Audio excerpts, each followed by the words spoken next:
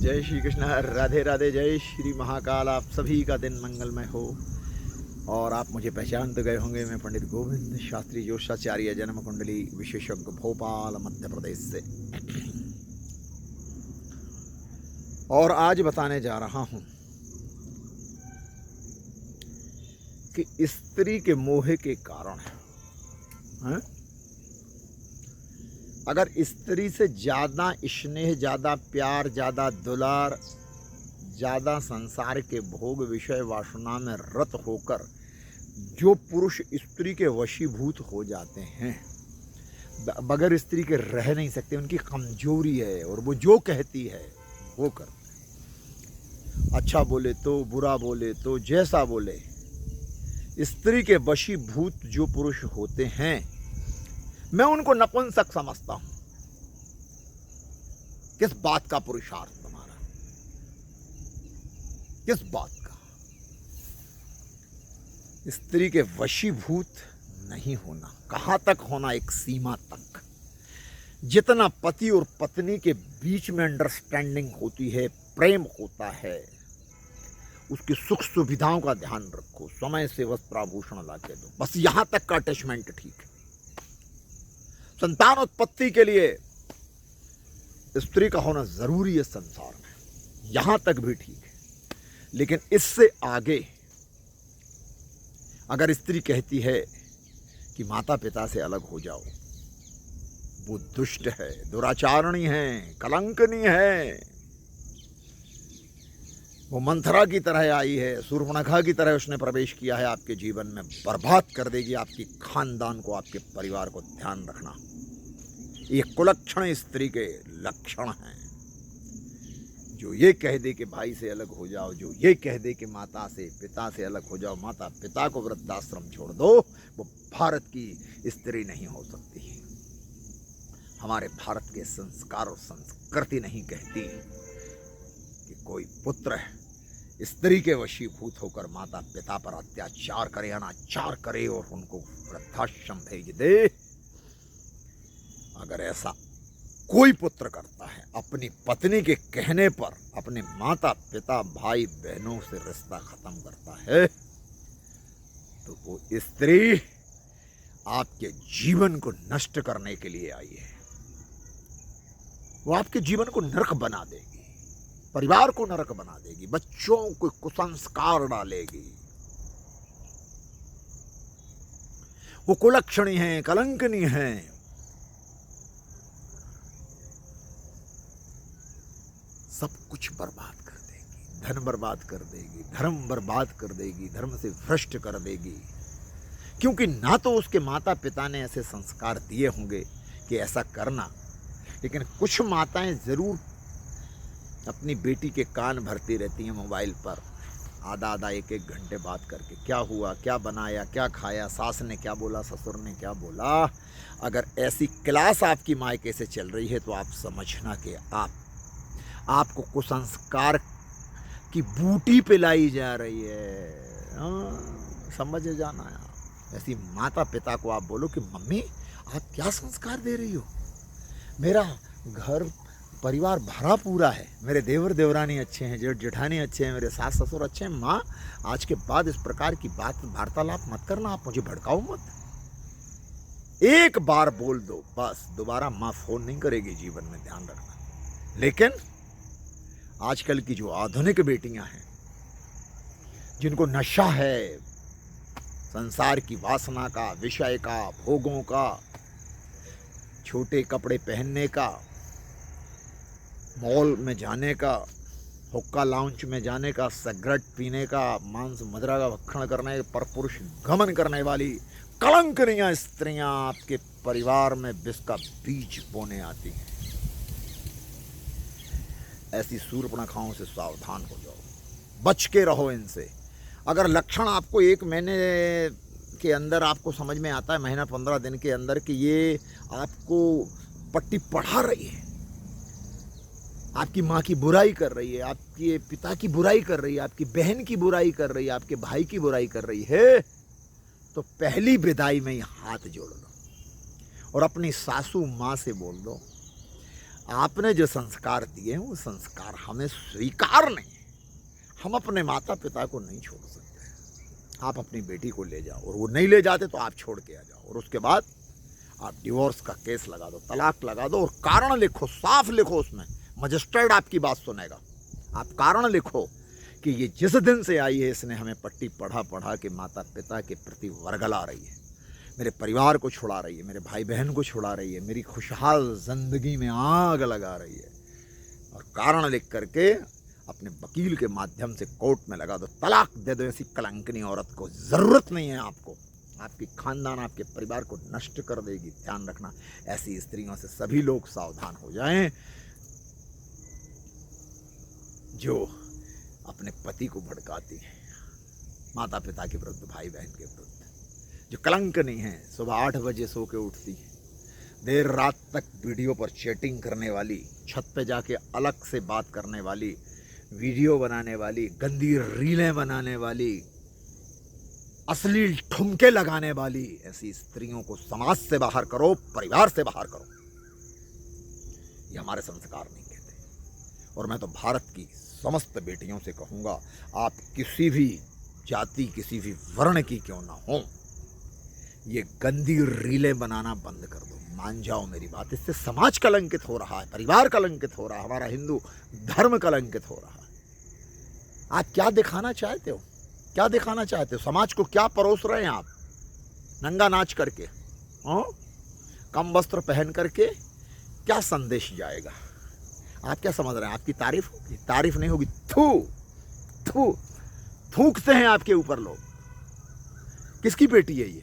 अरे किसकी बहू है ये कितनी गंदी रील डाल रही है? ये क्या क्या ठुमके लगा रही है? ये वेश्याओं जैसा नाच रही है। आपकी प्रशंसा नहीं होती। ये बंद कर दो फूहड़ता। ये समाज में एक विकृति लेके आ रही है। जब आपकी बड़ी बेटी और आपको इस प्रकार के अश्लील नृत्य करते हुए देखेगी, अश्लील वस्त्र पहने हुए देखेगी, तो वो भी उसी लाइन पे आएगी जिस लाइन पे आप चल रही हैं। और आपकी अश्लील फोटो देख करके ना जाने कहाँ कहाँ के पुरुष क्या क्या कटाक्ष करेंगे और मित्रता करके आपके शरीर का शोषण भी करेंगे। आप एक बाजारू औरत की श्रेणी में आ जाएंगे। इसलिए ये गंदी रील बनाना, गंदे काम करना बंद कर दो। हमारे धर्म को बचाओ।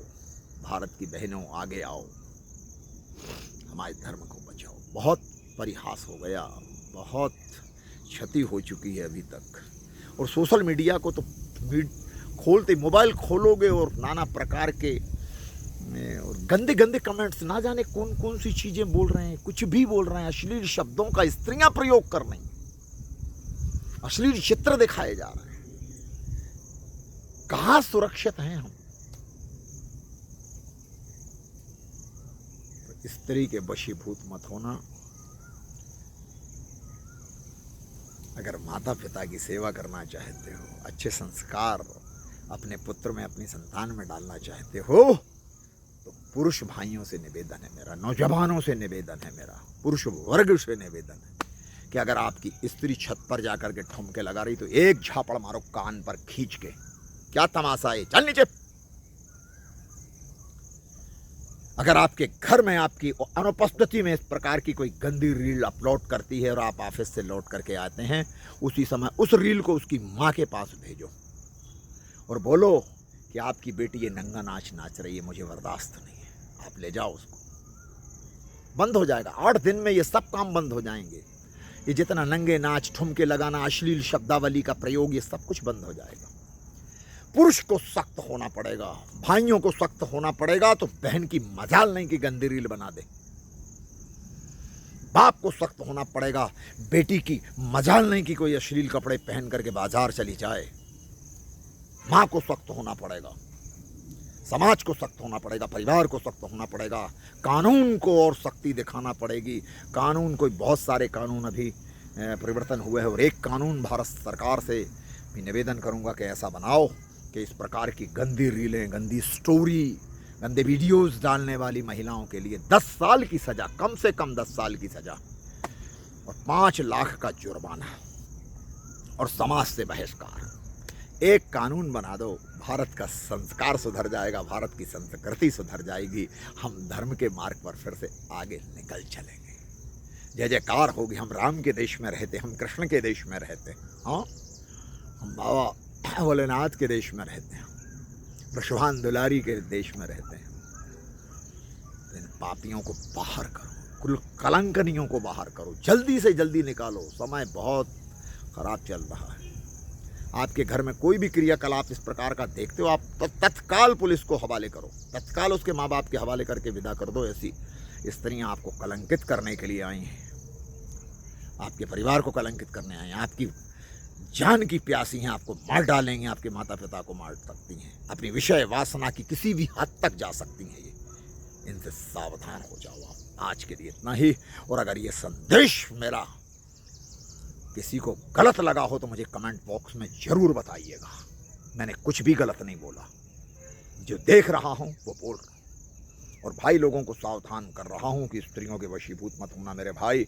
माता पिता से बढ़कर के स्त्री नहीं हो सकती, ये ध्यान रखना। माता पिता को मत छोड़ना, अपने सगे भाई को मत छोड़ना मेरे भाई, अपनी बहनों को मत छोड़ना।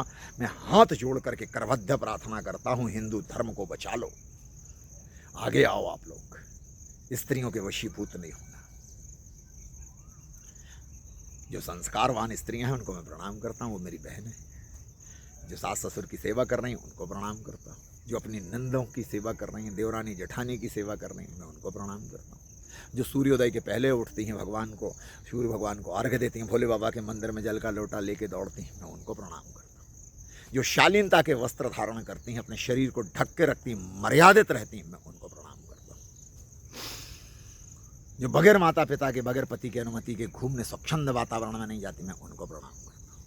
जो गंदी रीलें नहीं बनाती, मैं उनको प्रणाम करता हूँ। जो गंदी स्टोरी नहीं डालती, मैं उनको प्रणाम करता हूँ। जो गंदे शब्दावली नहीं बोलती, मैं उनको प्रणाम करता हूँ। जो अश्लील फोटो वीडियो अपलोड नहीं करती हैं मोबाइल पे, मैं उनको भी प्रणाम करता हूँ। तो बहनों को भी आगे आना होगा, माताओं को आगे आना होगा, अपनी बेटियों को सुधारना होगा, क्योंकि यही बेटी एक दिन बहू बनेगी, यही बेटी एक दिन किसी की पत्नी बनेगी।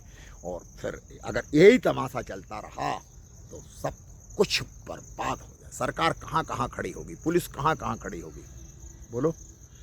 तो सोशल मीडिया पर जो भी मीडिया चैनल्स हैं, जैसे यूट्यूब है, फेसबुक है, इंस्टाग्राम है, सरकार को कोई कानून ला करके और रील को प्रतिबंधित कर देना चाहिए जो धर्म के अनुसार हो। ऐसी रीलों को पास करने दो, पहले उनकी जांच हो जाए। जैसे सेंसर काम करता है फिल्मी दुनिया में, इस प्रकार से ऐसे काम हो। रात के तो सेंसर भी करोड़ों रुपए लेकर के अश्लील फिल्म को भी रिलीज कर देता है। तो वो सेंसर नहीं, भगवान का भी सेंसर लग जाए, सरकार का एक सेंसर लगा दो, ये गंदी रीलें बंद हो जाएंगी। अब अच्छा नहीं लगता, अब नहीं देखा जाता, अब तो सर से ऊपर पानी चला गया है, कुछ भी नहीं बचा। तो भाई लोग सावधान रहो और अपने अपने परिवार को सब लोग नियंत्रण करो। अगर आप ब्राह्मण हैं, अगर आप राजपूत हैं, आप वैश्य हैं, आप जैन हैं, आप सिख समाज से बिलोंग करते हैं, आप हिंदू धर्म का पालन कर रहे हैं, तो मैं सबसे अनुरोध करूंगा कि हमें, अगर जब तक हम कंट्रोल नहीं कर पाएंगे, तो जब एक व्यक्ति एक परिवार को कंट्रोल करेगा तो ये संदेश सब तरफ जाएगा। तो ध्यान रखिएगा मेरी बात।